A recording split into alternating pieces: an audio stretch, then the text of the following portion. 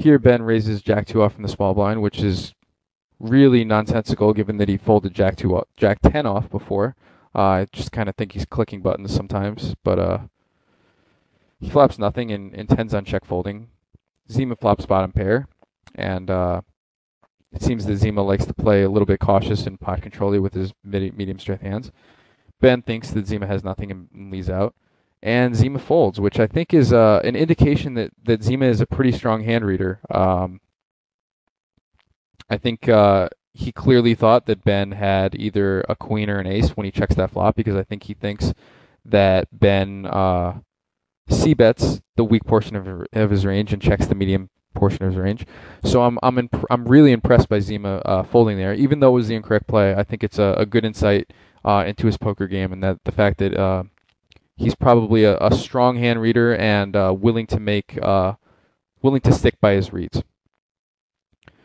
So it folds to Zima, and again he continues raising just about any 2 cards from the small blind into the big blind.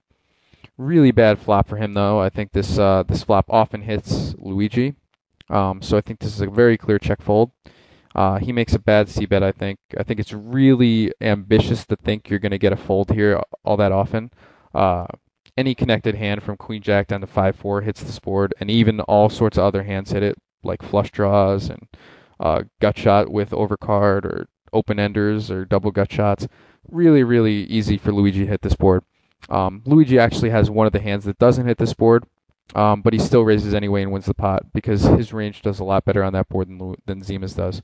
I think Zima sometimes gets a little carried away with c-betting. So Zima min-raises the button.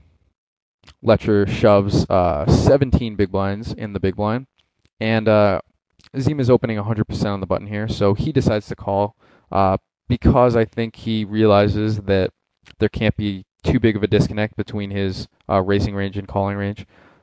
It's a bit of a loose call, but I think it's a correct call, given how many chips he has and how wide he's raising the button. I like the call. Ben opens 10s under the gun.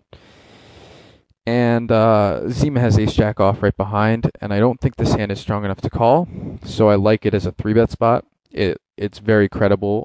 Zima could have a hand here, and it's a tough spot for Ben to do anything without a hand. But I think that Ben having a real hand, he should definitely be shoving here. I think 10s does not flop well enough to be trapping here. I think that if he had kings, queens, or aces, trapping would be reasonable, as would 4-betting, but with 10s, I think it's a very clear 4-bet. I think way too often there's an overcard, and you risk getting it in 10% on the flop or being put in uncomfortable situations. I think you just have too much equity and doesn't flop well enough to call, but luckily for him, he hits one of the best possible flops. He flops an overpair. And even though Zima has some showdown value, he opts to c-bet. And Ben gets pretty much the best possible situation for him and looks like a genius, winning an extra 2.2 million chips. But I think he made a mistake. I think he should be 4-betting pre.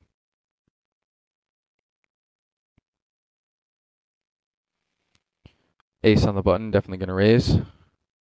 Ben defends ace-queen off rather than 3-betting. I think this is the kind of flop that misses my opponent the majority of the time.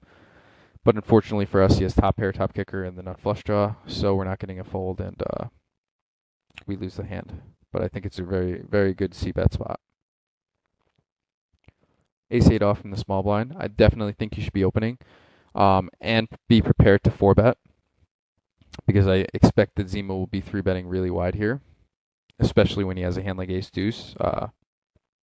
Really good 3-bet spot for him. And he does 3-bet. And I think that Ben should be 4-betting here.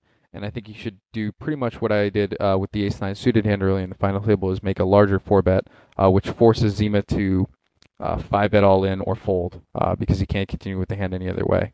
So I think something like 4.5 million is a perfect sizing. He's risking like 3.5 million to win 2.8 million. I think that's very profitable.